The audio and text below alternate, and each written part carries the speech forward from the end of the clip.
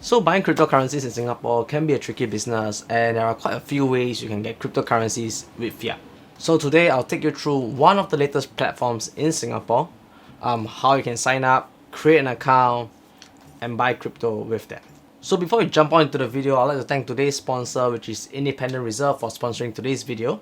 And if you're looking to buy cryptocurrencies, do check them out. Links will be in the description down below. So if you haven't heard of Independent Reserve, it's because they are an Aussie-based fiat to crypto exchange, and recently they have landed in the shores of Singapore. One might say that this space is already very crowded with so many exchanges available, but personally I feel that this is good because having more players in the scene or the space allows consumers like me and you to get the best deal possible.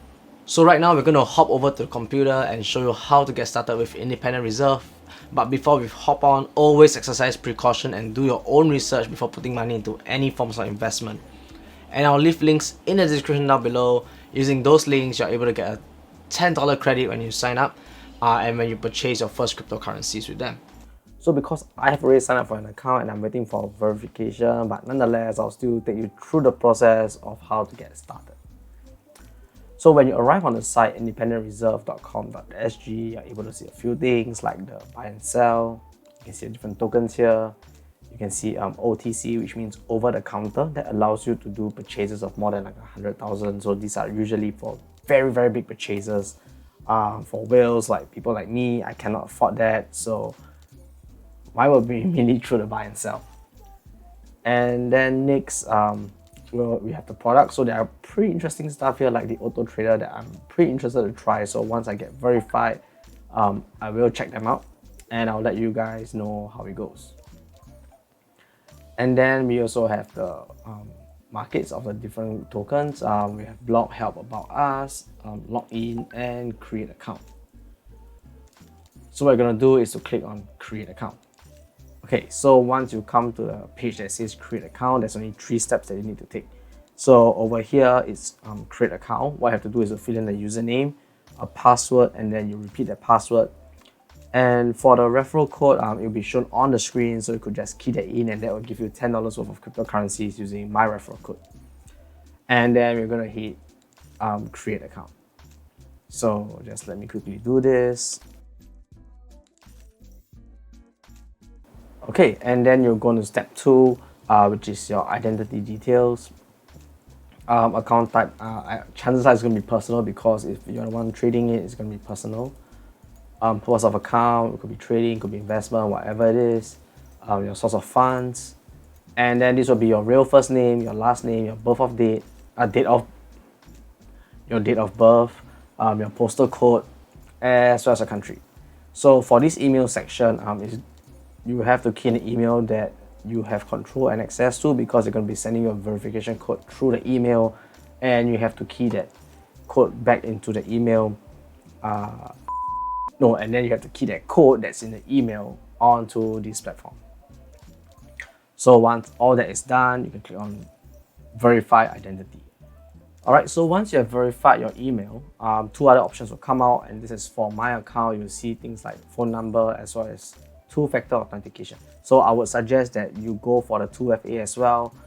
Do key in your phone number and verify it so you're able to receive an OTP via SMS. So once all these are done and you click verify, it will go to step number 3. So this is where it gets a little bit tricky because you need to prepare a few stuff as well as your phone.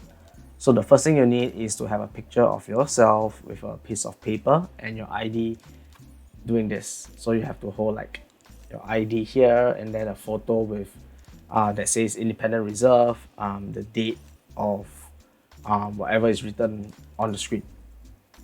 Okay, and then you need a front and a back of your national ID as well as a utilities bill, bank statement that shows your address that reflects on your ID as well. So these are very important because if you do not fulfill these, it will not go through and they will ask you for more information. So once you have done all this, all you have to do is to press submit for verification and you're all done. That's it. 3 steps, 3 simple steps. So let's talk about some of the benefits of Independent Reserve after going through the platform. And we know that there are so many platforms out there, but why them? So as we know, there are only a few ways to buy crypto with fiat nowadays, and notable ones are Binance, CoinHako, Gemini, but each of them has their pros and cons, and it doesn't mean one is better than the other. So something I noted about independent reserve is the low fees. And right now, the way I purchase crypto is either P2P or via CoinHako. But this brings two problems.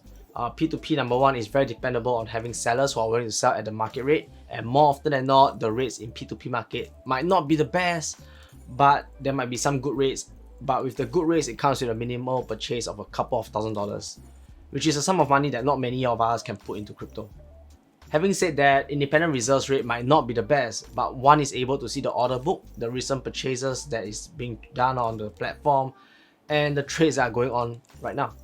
And the problem I face buying with CoinHako is that it's pretty expensive, and the fees are a little bit higher at 1%, and withdrawal fees are pretty high as well. So looking at independent reserve, it might be a good time to try them out for some purchases and see how they stack against the other players in the market in time to come. I feel that with competition, it will create a much better positive experience for new users who are looking to buy some crypto and get a feel of how is it like owning cryptocurrencies.